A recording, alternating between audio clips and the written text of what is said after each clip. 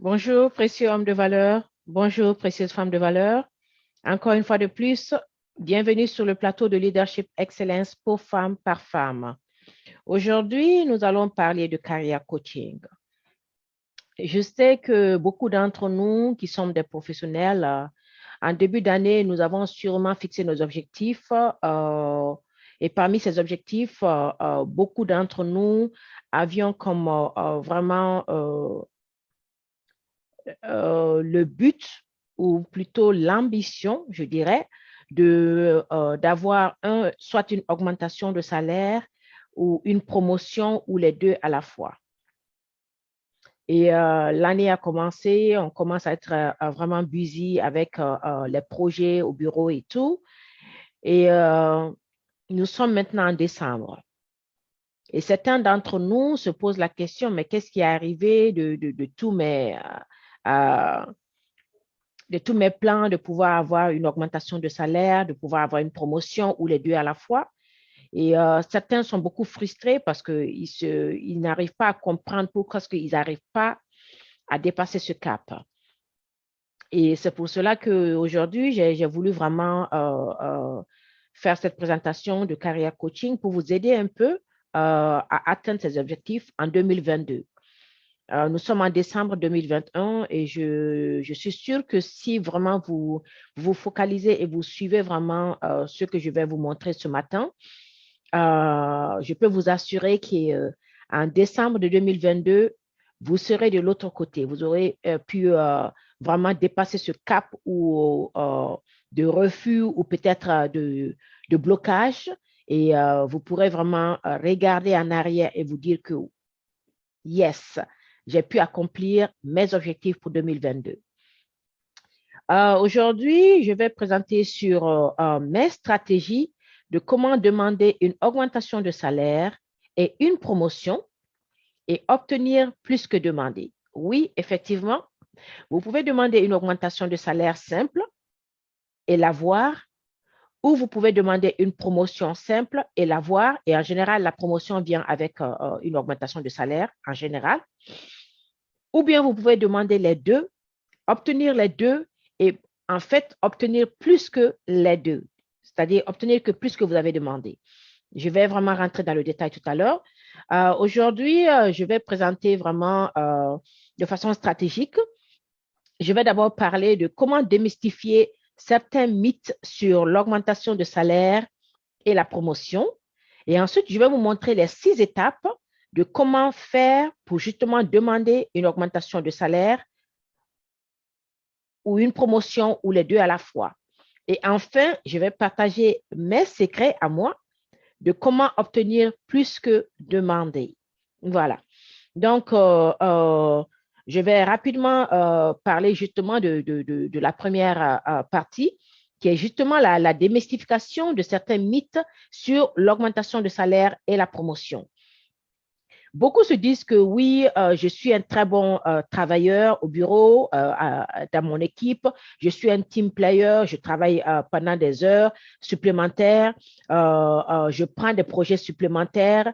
Je me démarque vraiment. Je fais un très bon travail. Donc, normalement, mon boss doit pouvoir me donner une augmentation de salaire sans que je ne demande ou même me donner une promotion sans que je ne le demande. Je suis désolée de vous le dire, cela n'est pas le cas. Si vous voyez cela, c'est vraiment, vraiment des exceptions. C'est peut-être 2 cas sur, je dirais, 20, hein, où vous verrez ce genre de situation où la personne travaille très, très dur et son boss décide de lui-même ou d'elle-même de lui donner une augmentation vraiment signifiante de salaire ou de lui donner une promotion.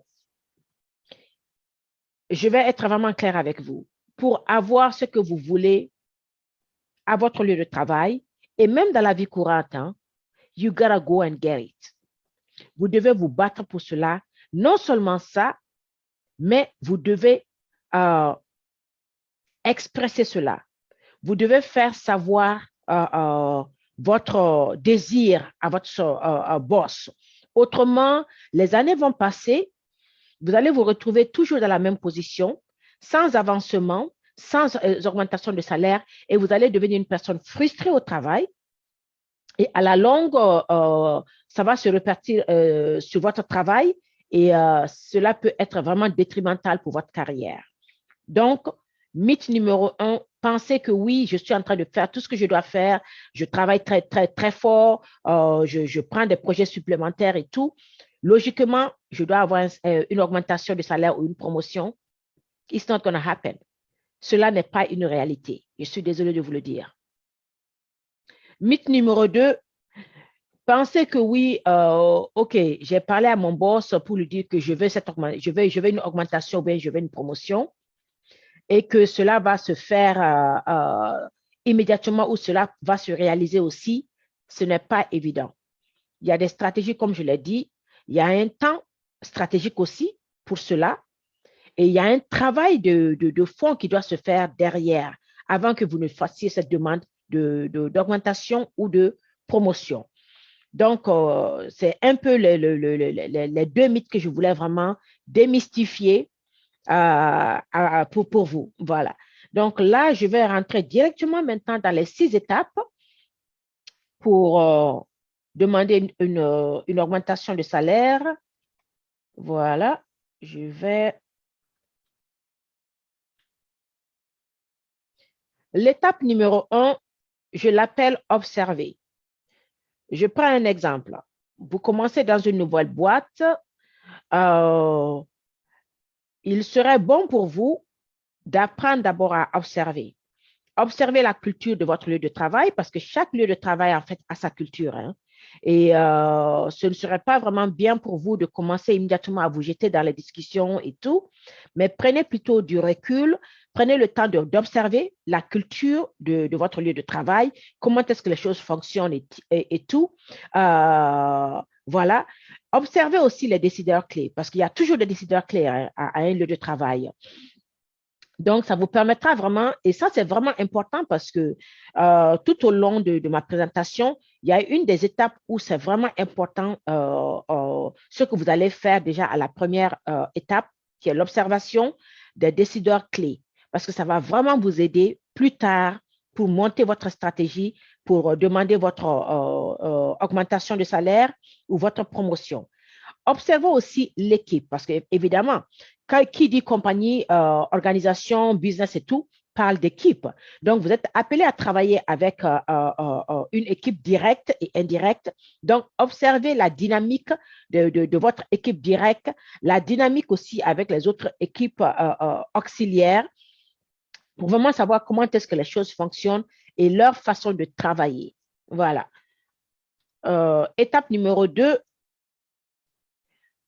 et bien entendu, la première étape qui est l'observation, cela peut prendre 6 mois. Moi, en général, je dis vraiment un minimum de 6 mois hein, d'observation parce qu'en général, je ne me rappelle plus tellement du système français, mais ici dans le système américain, en tout cas professionnellement, vous avez 6 mois de probation quand vous travaillez pour le gouvernement. Je pense que pour les privés, c'est 3 mois où tu as observé et ton superviseur va regarder si vraiment tu arrives à faire en fait le travail comme demandé quand tu t'es appliqué. Et comme je l'ai dit, quand c'est le gouvernement, c'est en général 6 mois. Donc, pendant ce temps-là, vraiment, prenez le temps beaucoup d'absorber, d'observer. Et maintenant, au bout de 6 mois à 1 an, c'est là que je me dis que vraiment, vous avez commencé quand même à maîtriser votre travail. Parce que quand même, au bout de 6 mois, un employé vraiment effectif doit pouvoir être en mesure d'avoir maîtrisé le travail.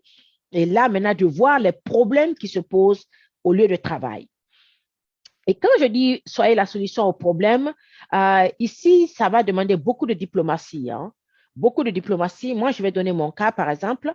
Quand j'ai commencé à l'université il y a 5 ans, il y a 5 ans, ma première semaine, j'étais vraiment abasourdie parce que c'était un chaos total. C'était un chaos total et je me suis retrouvée pratiquement pendant 1 mois hein, sans training. Et donc, ça fait que j'ai commencé à prendre des notes. Et comme je suis dans les ressources humaines, j'ai commencé à prendre des notes parce que je me suis dit, waouh, je n'aimerais pas qu'une personne nouvelle après moi traverse, en fait, ait ce genre de mauvaise expérience que moi j'ai eue, où je ne savais pas où étaient les choses, où j'ai dû m'auto-former parce qu'en fait, ma position était nouvelle. Donc, en fait, elle était toute nouvelle. Il n'y avait pas de. Personne n'était venu à cette position-là. Donc, c'était une bonne chose pour moi parce que ça m'a permis vraiment de pouvoir modeler à mon travail, à mon poste comme cela me convient. Donc, dans mon cas, à moi, je n'avais vraiment personne pour me former. Et surtout, il n'y avait pas de processus mis en place par rapport aux ressources humaines, le recrutement, l'orientation d'une nouvelle personne qui vient de commencer et tout ça. Donc, moi-même, j'ai commencé maintenant à créer cela parce que je me suis dit, OK, voilà les problèmes que moi, j'ai rencontrés, les obstacles que j'ai rencontrés quand j'ai commencé à travailler avec mon équipe. Donc, j'ai commencé maintenant à écrire les solutions, les problèmes d'abord, et ensuite maintenant, les solutions aux problèmes. Et j'ai commencé maintenant à, à présenter cela, en fait, à mon boss. Et elle a aimé, et donc ça fait que j'ai pu présenter ça maintenant aux autres executive director, directeur exécutif de mon équipe, et on a pu implémenter cela. Donc, quand je dis soyez la solution au problème, prenez d'abord le temps d'observer parce qu'à travers l'observation, vous vous rendrez compte qu'il y a des problèmes au sein de la structure. Et maintenant, commencez maintenant à implémenter, à proposer des solutions pour cela, présentez cela aux leaders et voyez s'ils sont d'accord pour commencer à implémenter cela. Euh, dans la solution au problème, proposez de prendre justement aussi en charge de nouvelles tâches, de projets supplémentaires. Ça, en général, je recommande à quelqu'un de faire cela au bout d'1 an en étant sur le travail. Parce que, en général, comme je l'ai dit, les 6 premiers mois, vraiment, vous prenez le temps d'observer, de comprendre votre responsabilité, votre rôle et vos tâches. Donc, les 6 premiers mois, vraiment, consacrez cela d'abord à connaître votre travail, à maîtriser votre travail. Une fois que vous maîtrisez votre travail maintenant, vous commencez maintenant à vous préparer et maintenant à chercher à proposer de prendre de nouvelles tâches parce qu'en 6 mois quand même, vous aurez fait vos preuves, je dirais, ou même jusqu'à 1 an. Après 1 an, là, vous pouvez commencer maintenant à proposer de prendre de nouvelles tâches. Et justement, avant de prendre toute nouvelle tâche, assurez-vous que vous excellez à vos tâches pour lesquelles vous avez été recruté. Et donc, exceller dans ces tâches, aller au-delà de ce que votre manager demande.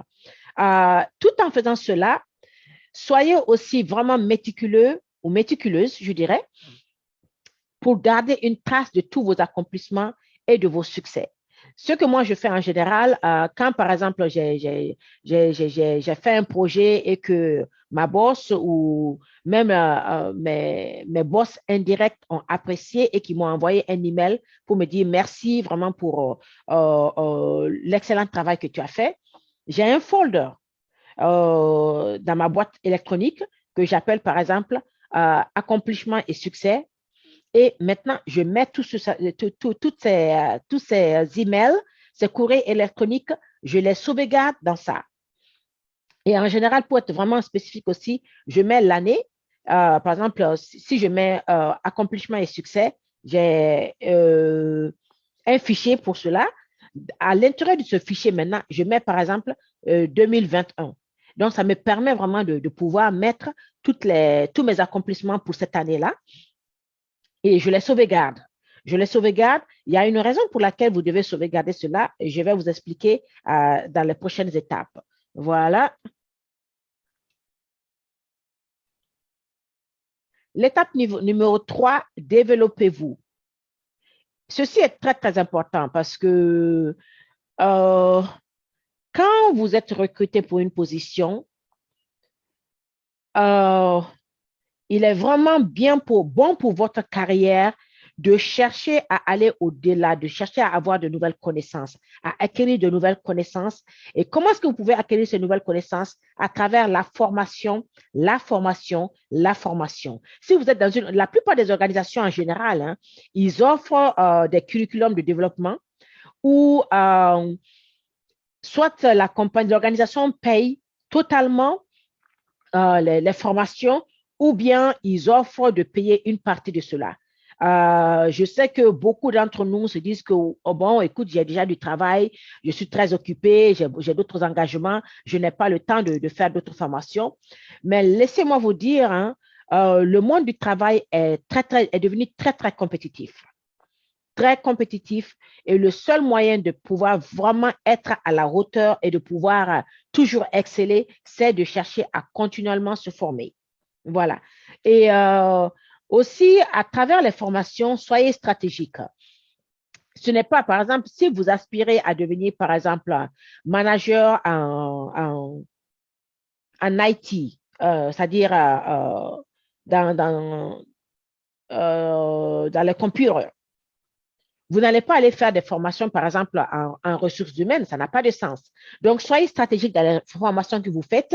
Et aussi, au bout d'1 an quand même, vous avez une idée des différentes positions qui sont dans l'organisation. Et si, par exemple, vous aspirez à devenir manager dans 1 an, commencez à voir quels sont les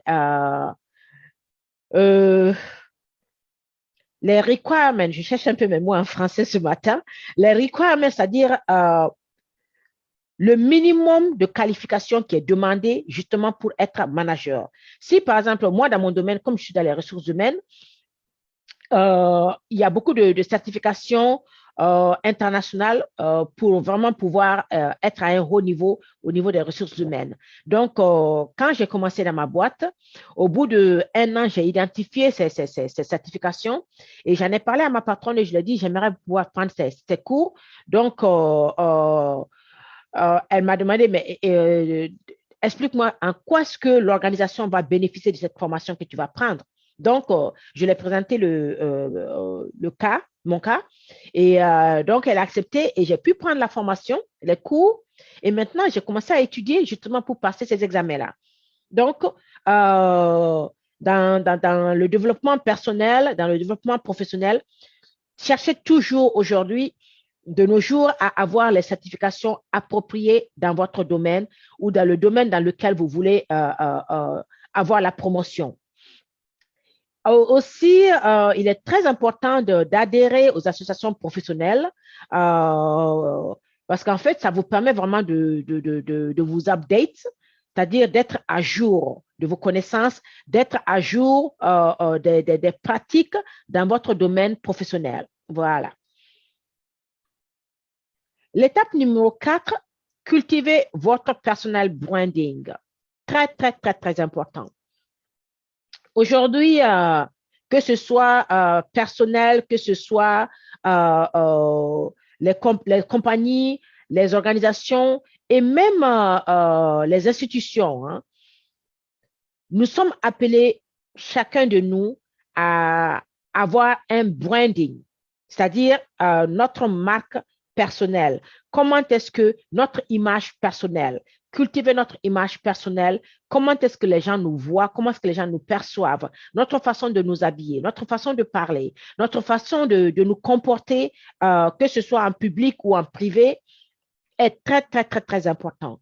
Et ici, je pense que en début, il y a quelques mois, quand j'avais commencé justement mes talk shows, j'avais parlé justement un peu de cela. Et je vais revenir plus tard pour mieux développer vraiment cette thématique de cultiver votre personal branding. Mais pour aujourd'hui, je vais juste légèrement toucher à ça. Quand je dis cultiver votre personal branding, je vais dire devenez stratégiquement visible aux personnes clés dans votre organisation. Qu'est-ce que je veux dire par là? Tout à l'heure, je vous avais dit à l'étape numéro 1 d'observer la culture de votre lieu de travail, d'observer et d'identifier les personnes clés. Qu'est-ce que je veux dire par personnes clés? Les personnes qui sont importantes pour l'évolution de votre carrière. Les personnes quand ils ont leur mot à dire, quand c'est le moment pour vous, par exemple, de demander une promotion ou une augmentation, parce que tenez-vous bien, quand le moment va venir pour vous de demander cela, vous aurez besoin de personnes qui vont vous back up. Quand je dis des personnes qui vont vous back up, je veux dire des personnes qui peuvent parler en bien de votre qualité de travail, de votre professionnalisme et tout. Et donc, c'est très, très important quand vous êtes à un lieu de travail de devenir stratégiquement visible aux personnes clés. Quand je veux dire, et là, je vais vraiment préciser, hein, vous devenez stratégiquement visible en vous assurant que de par votre professionnalisme, votre expertise, parce que rappelez-vous, tout à l'heure, j'ai parlé de formation, j'ai parlé de certification, et tout ceci va permettre à ce que vous deveniez un expert dans votre domaine. Et quand vous devenez un expert, justement, sans que vous n'ayez à trop forcer, vous pourrez vraiment avoir votre mot à dire, vous pourrez contribuer, vous pourrez donner des idées justement aux personnes clés et en faisant cela, ils vont vous remarquer. Et donc, quand ils vont vous remarquer, là maintenant, c'est là que vous commencez le réseautage dans votre domaine d'intérêt et aussi un réseautage stratégique qui va vous aider à grandir professionnellement. Ceux qui me suivent, vous pouvez aller et regarder, je pense que c'était ma première vidéo où je parlais justement du networking qui est le réseautage comme étant une clé vraiment stratégique pour avancer votre carrière. Donc, revoyez un peu cette vidéo-là pour voir vraiment les stratégies que j'ai données par rapport au réseautage. Donc, pour aujourd'hui, je ne vais pas vraiment aller dans ce détail-là. Donc, c'est très important, le réseautage aussi à votre lieu de travail et même aussi en dehors de votre lieu de travail. Parce qu'il faut le dire aussi, hein, je vais parler de ça tout à l'heure. Vous pouvez avoir toute une bonne stratégie d'augmentation de demande, d'augmentation de salaire et de promotion, et cela peut ne pas marcher. Donc, soyez aussi vraiment stratégique dans votre façon de faire. En ayant votre réseautage à l'intérieur de votre compagnie, faites aussi le réseautage à l'extérieur pour vraiment élargir justement vos connaissances. Voilà. Et une fois que vous êtes dans votre réseautage et que vous avez numéro un, identifier les personnes clés. Numéro 2, vous êtes devenu stratégiquement visible à ces personnes clés. Numéro 3, vous avez fait votre réseautage, c'est-à-dire vous les avez approchés en leur demandant 15 à 30 minutes de leur temps. Et quand vous les rencontrez, justement, soit au sein de votre compagnie ou bien durant le lunch time ou en dehors de la compagnie, soyez vraiment précis. Et encore une fois de plus, référez-vous à la vidéo que j'avais faite sur le réseautage et vous comprendrez de quoi je parle ici. Pendant ces 15 à 30 minutes de rencontre avec eux, proposez d'aider dans certains de leurs projets. Et bien entendu, vous allez légèrement vous présenter, vous dire qui vous êtes, vos accomplissements, vos qualifications et tout. Et en fonction de cela, maintenant, vous pouvez proposer de les aider dans certains de leurs projets s'ils en ont besoin. L'étape numéro 5 maintenant, qui est vraiment, vraiment stratégique. Vous voyez ici que de l'étape numéro 1 à 4, tout ça, en fait, vous prépare à ce moment stratégique qui est la préparation de votre approche.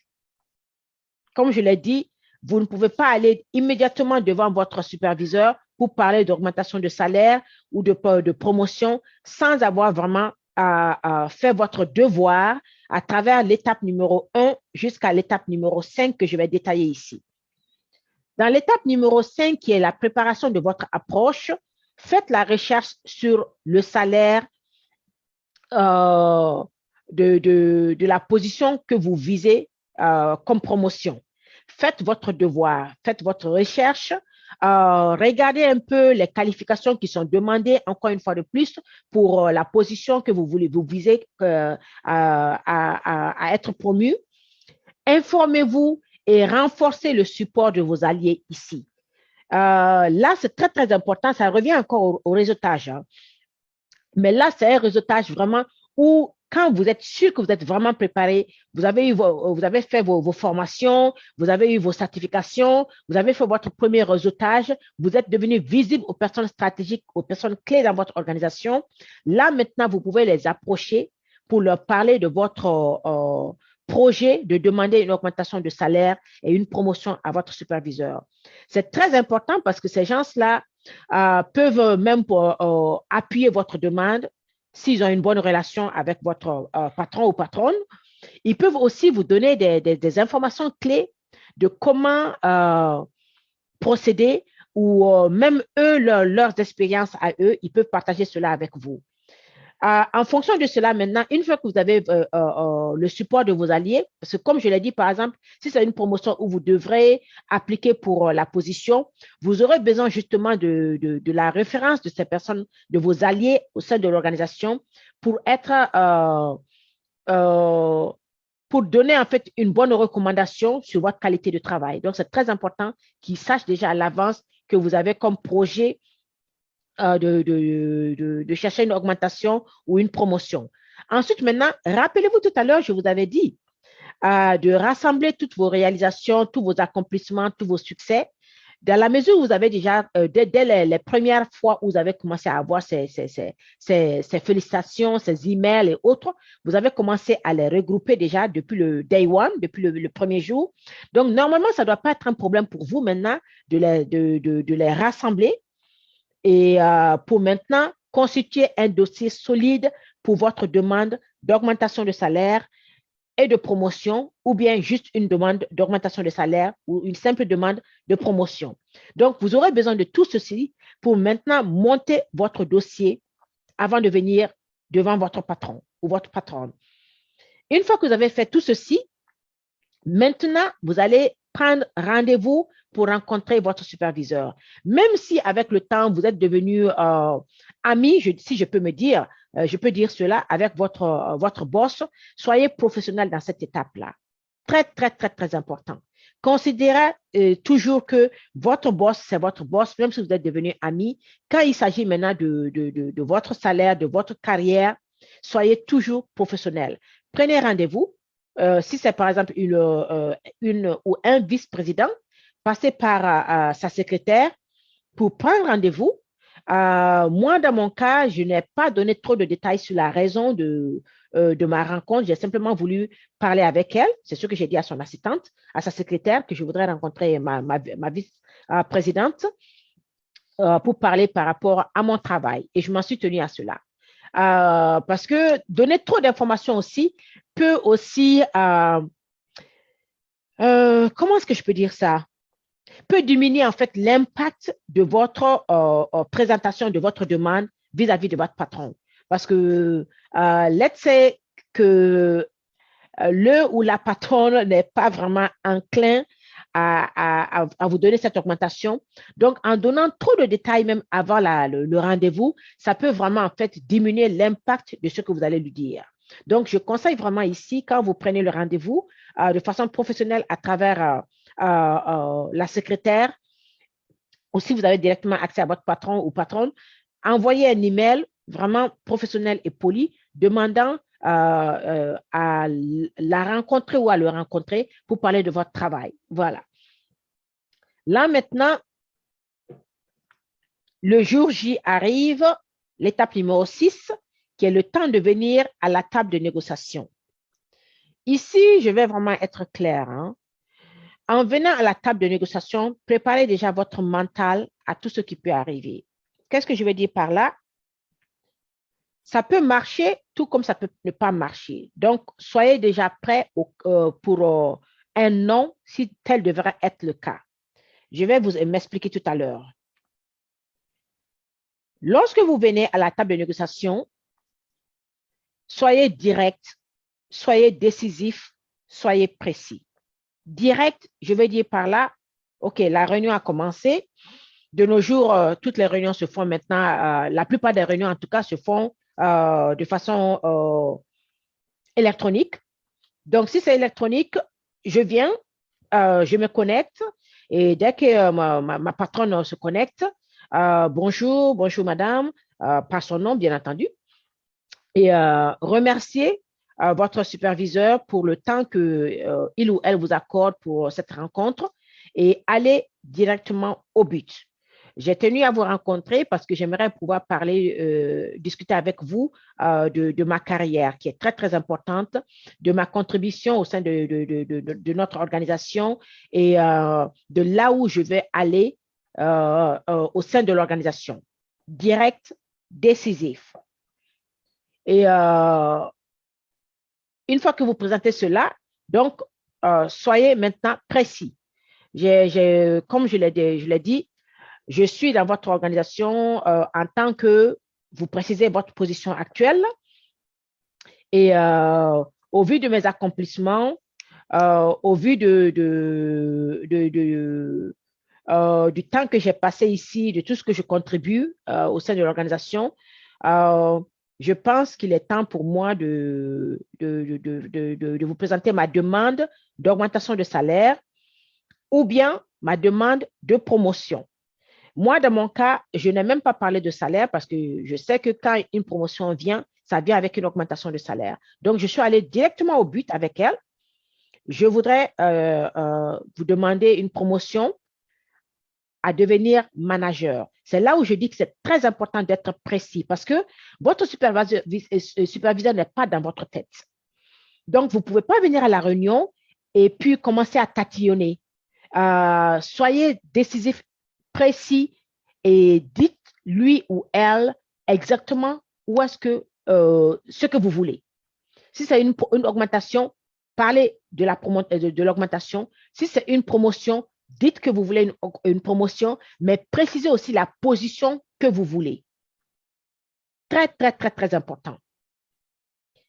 La plupart du temps, quand vous faites cela, la réaction de votre patron sera, de votre superviseur sera OK. Ce sera vraiment un miracle que votre superviseur vous dise OK, pas de problème, je vous donne votre augmentation ou je vous donne la promotion. Yeah! Ça, c'est vraiment un rêve. It's not gonna happen. Ça ne se passe pas comme ça. La plupart du temps, quand vous dites vos intentions, il y aura un silence et maintenant, il y aura maintenant un genre d'objection où votre superviseur maintenant va vous demander, OK, vous me demandez une augmentation ou une promotion, prouve-moi pourquoi est-ce que je dois te donner cela. C'est pour cela que je disais dans l'étape numéro 5 qu'il est très, très, très, très important de monter votre dossier de façon méticuleuse. Quand je parlais de dossier, justement, c'est à ce niveau-là où vous allez défendre maintenant les raisons pour lesquelles vous jugez que vous méritez une augmentation, que vous méritez une promotion ou que vous méritez les deux. C'est ce dossier-là que je disais tout à l'heure à l'étape numéro 5 que vous devez monter. Vous devez vraiment avoir fait votre devoir. Là maintenant, dans mon cas à moi, comme je l'ai dit, la réponse que j'ai reçue, bon, c'est bien beau ce que tu me dis et tout, mais qu'est-ce qui me prouve vraiment que tu mérites cette augmentation ou cette promotion? D'ailleurs, blablabla, bla, bla, bla, pour avoir une augmentation, tu sais, tu es dans les ressources humaines ou une promotion, il y a 3 façons de le faire. Et là aussi, je vais, dans un autre carrière coaching, je vais vraiment rentrer dans le détail de cela. Les techniques, justement, maintenant, pour accéder à cette promotion-là. Là, je suis juste en train de toucher les grands points et tout. Et si vous avez vraiment besoin de mes services personnels, je me ferai un grand plaisir. Je vous laisserai mon contact en haut de la vidéo. Vous pouvez me joindre et je me ferai un plaisir de vous guider et de vous offrir mes services pour vraiment monter un dossier solide dans ce sens-là. Et quand je parle de mes services, je tiens vraiment à être précis ici parce que j'ai eu à faire certains carrières coaching où mon guest speaker et moi avons offert 30 minutes gratuits aux premières personnes qui vont partager la vidéo et tout, 30 minutes gratuites de consultation de carrière.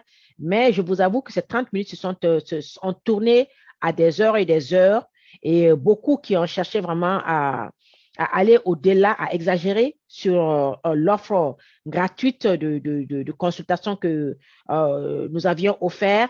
Et ça a fait que à un moment, j'ai vraiment dû mettre un frein à cela. Donc, je tiens vraiment à préciser, si vous voulez me joindre, mes services ne seront pas gratuits. Je me ferai vraiment un plaisir de vous accompagner, mais je tiens vraiment à préciser cela. Donc, vous pouvez me joindre sur mon contact tout en haut de la vidéo et nous pourrons parler de mes honoraires et comment est-ce que je pourrais vous accompagner dans cela. Voilà. Donc, revenons un peu à ce que j'expliquais. Là, vous allez devoir défendre votre demande. Et le seul moyen pour défendre votre demande, justement, c'est en montrant, en faisant une présentation de ce que vous avez accompli depuis que vous êtes là, de vos succès, de tous les commentaires positifs que vous avez reçus sur la qualité de votre travail, de vos certifications que vous avez obtenues, des formations que vous avez faites depuis que vous êtes là. Très, très, très, très important. Maintenant, quand vous avez fini de défendre votre demande, soyez vraiment professionnel encore une fois de plus. Là, vous gardez maintenant le silence pour voir la réaction de votre superviseur. En général, votre superviseur n'a pas la décision finale pour dire oui ou non, tu auras l'augmentation, tu auras la promotion. Et dans mon cas, à moi, sa réponse était que, parce qu'elle ne savait pas en fait que j'avais préparé mon cas. Donc, quand je lui parle, j'ai été directe, décisive et précise dès le début de la réunion et que j'ai gardé le suspense. Elle a commencé à me contrecarrer pour chercher à m'expliquer que, bon, écoute, avant même tu sais que, bon, il y a 3 façons de faire cela. Et maintenant, il faut que tu montes un dossier que je vais prendre et que je vais pouvoir présenter maintenant à la direction générale. Et c'est là que je lui ai dit, ah, au fait, j'ai déjà monté le dossier. Est-ce que vous avez 10 minutes? Je vais vous présenter justement ma demande. Elle était surprise parce qu'elle ne s'attendait pas à ce que je vienne préparer. Donc, c'est pour ça que je dis que c'est très, très important parce que ça montre aussi que vous savez ce que vous voulez. Ça montre que vous êtes une personne professionnelle et ça montre aussi que vous prenez les devants. Voilà. Parce que quand vous demandez une augmentation ou une promotion en général, c'est vraiment plus de responsabilité que vous demandez. Et donc, vous devez pouvoir démontrer cela même pendant votre demande justement de la promotion. Voilà. Donc, à ce niveau-là, comme je dis, la réunion va bien entendu se terminer, mais ne restez pas à cela. Avant que cela ne se termine, faites savoir à votre superviseur que vous aimerez follow-up par un email de cette discussion, de la discussion d'aujourd'hui. Et immédiatement, je conseillerais en 1 semaine, maximum 2 semaines, envoyer un email de suivi à votre superviseur référant à la discussion que vous avez eue sur votre demande d'augmentation ou de promotion. Et vous attachez justement votre dossier que vous avez monté, vous l'attachez et vous envoyez cela à votre superviseur afin que maintenant, il ou elle puisse maintenant avoir le dossier en main pour pouvoir maintenant faire le travail derrière. Voilà. Comme je l'ai dit, ça peut marcher tout comme ça peut ne pas marcher.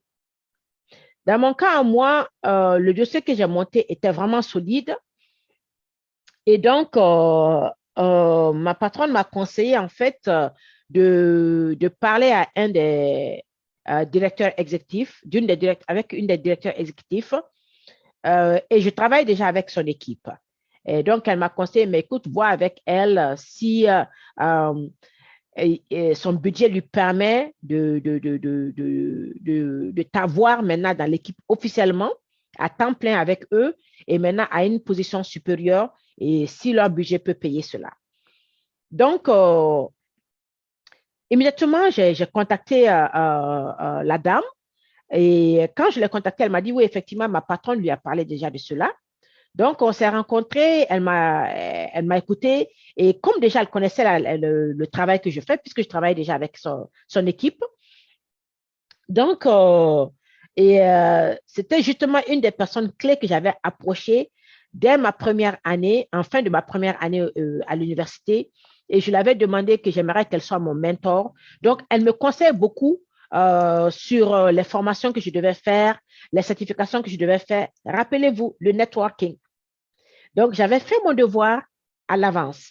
Et ça faisait que ce n'était pas une surprise pour elle. Elle me connaissait, elle connaissait la qualité de mon travail. Donc, c'était plus facile à elle maintenant de pouvoir m'intégrer dans son équipe. Donc, en fonction de cela, on a parlé et tout. Et ensemble, on a monté, en fait, créé une nouvelle position pour moi où carrément, en fait, ensemble, nous avons écrit, rédigé, en fait, mes responsabilités et tout. Et donc, je me suis appliquée pour la position et tout, et je l'ai eu, je l'ai eu. Donc, ça, c'était mon cas à moi. Ça, c'est des cas vraiment idéaux. Mais dans le cas où votre superviseur revient à vous pour vous dire que, bon, écoute, je n'ai pas pu avoir le oui, ne soyez pas, ne baissez pas les bras, ne baissez pas les bras.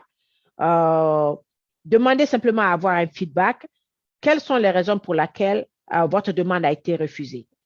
Et prenez justement ces raisons-là pour travailler, vous travailler. Et maintenant, voir comment est-ce que vous pouvez maintenant mieux vous préparer justement pour une nouvelle fois à demander, à revenir encore avec la même demande, mais cette fois-ci, mieux préparée. Maintenant, je vais être vraiment catégorique. Il y a des organisations où, en réalité, hein, euh, vous le saurez, s'ils ne sont pas vraiment, euh, ils sont pas vraiment enclins à vous promouvoir ou à vous donner votre augmentation. Dans un tel contexte, le conseil que je donnerais, c'est de calmement vous appliquer ailleurs et partir. J'ai une conviction hein, de ne jamais rester à un endroit où vous n'êtes pas apprécié, où vous n'êtes pas vraiment, on ne vous donne pas la valeur que vous méritez. Donc, si vous avez fait tout ce que vous devez faire et que malgré tout cela, vous n'avez pas gain de cause, calmement, préparez-vous et quittez.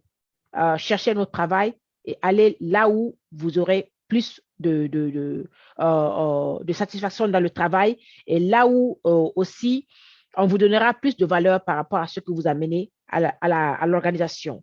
Voilà un peu ce que je voulais partager avec vous.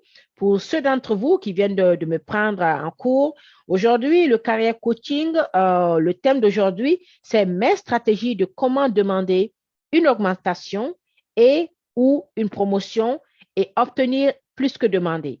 Donc, dans la première partie et dans les 6 étapes, j'ai parlé un peu des stratégies de comment demander une augmentation et ou une promotion.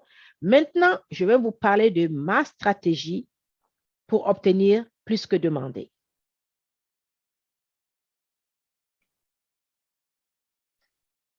Je ne dirais pas mes stratégies, plutôt mes secrets. Et je n'ai pas mis ça ici sur l'écran parce que c'est vraiment personnel. C'est vraiment personnel.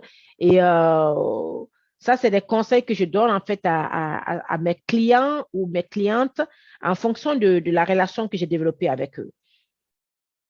Dans mon contexte à moi, je crois beaucoup au fait que euh, sur cette terre, tout ce que nous faisons, tout ce que nous gagnons, ce n'est pas seulement pour nous-mêmes, mais aussi pour pouvoir aider les autres. Cela a toujours été mon leitmotiv et c'est un secret qui a toujours marché avec moi, c'est-à-dire donner, aider les autres financièrement. Aider, aider, aider. Parce que j'ai constaté une chose pendant toute ma carrière, au fur et à mesure que j'aidais les nécessiteux, j'aidais ceux qui en avaient besoin, euh, ça protégeait mon travail. Ça protégeait mon travail dans le sens où, même si je sentais des problèmes ou des jalousies ou autres, parce que, écoutez, hein, au lieu de travail, c'est toutes sortes d'individus, toutes sortes de caractères qui se retrouvent à un lieu de travail, qui viennent pour travailler en équipe et tout. Donc, il y a les tensions, il y a beaucoup de choses qui se passent. Beaucoup de choses qui se passent. Et donc, moi, en tout cas, ce qui m'a beaucoup aidé pendant toute ma carrière pour avancer et même aller, en fait, vaincre les oppositions à mon lieu de travail, c'est le fait que j'ai toujours fait en sorte que ce que je gagne, mon salaire, aide beaucoup d'autres personnes, les personnes nécessiteuses. Et donc, ça permettait que même quand les obstacles arrivaient au travail et tout, j'avais cette confiance, j'avais ce calme, j'avais cette assurance que rien ne peut m'arriver à ce travail parce que il y a d'autres personnes qui dépendent de cela. Donc, j'ai traversé beaucoup de situations où euh, normalement, avec ce qui se passait, je n'aurais pas dû rester, mais j'ai toujours eu gain de cause au point où j'ai quitté de moi-même et que je suis allée dans d'autres compagnies où j'étais mieux payée. Voilà. Donc, dans mon cas à moi, c'est vraiment le don financier, le don de soi, le don de mes talents aux autres, mais beaucoup plus aussi le don financier et les nécessiteux et les institutions religieuses. Et ça m'a beaucoup aidé. Ça m'a beaucoup aidé à tel point que par rapport à la situation que je viens d'expliquer, à l'université actuellement, quand j'ai rencontré ma patronne, oui, j'ai été précise, j'ai été bref, j'ai été direct sur ce que je voulais. Et donc, quand j'ai appliqué et pendant l'interview, ils m'ont demandé, avant même en fait l'interview, j'ai justement tenu à parler avec la directrice exécutive et je lui ai posé la question, euh, combien fait le salaire? Le salaire qu'elle m'a parlé, je lui ai dit non, je ne veux pas accepter ça. Je ne veux pas accepter ça. J'ai besoin que tu augmentes. Et là, j'ai été stratégique parce que je ne lui ai pas dit un montant. Donc, elle m'a dit, OK, je vais essayer de voir ce que je peux faire avec la direction générale. Et donc, une semaine après, elle est revenue. Et quand elle m'a annoncé le salaire qu'elle a pu négocier, c'était c'était beaucoup plus que ce que j'avais prévu moi-même, que je pensais que j'allais avoir. Je ne vais pas dire de chiffres, mais je peux vous assurer que c'était vraiment, vraiment colossal. Et donc, c'est ce que je dis tout le temps. Ne jouez pas toutes vos cartes. Soyez stratégique, soyez diplomatique, sachez garder le suspense, mais aussi, comme je l'ai dit, moi, mes secrets qui m'ont toujours réussi, et encore une fois de plus, je ne le recommande pas à tout le monde parce que c'est une conviction personnelle. Si vous n'êtes pas convaincu, je ne vous demande pas de le faire, mais moi, je l'ai fait, je l'ai tout, et je continuerai à le faire parce que je vois le résultat. Voilà. Donc, c'était ce que je voulais partager avec vous aujourd'hui. Mon nom, c'est Merci Djenebou-Boiré. Je suis certifiée international certifié professionnel des ressources humaines. Et je travaille actuellement à l'Université de Texas, Arlington, comme manager des ressources humaines. Et je suis aussi coach en image. Donc, si vous avez besoin de mes services dans ce sens-là, je me ferai un plaisir d'être avec vous et de pouvoir vous aider à atteindre vos objectifs professionnels et de carrière. Voilà. Donc, merci encore d'être resté avec nous ce matin et à la prochaine fois. Bye bye.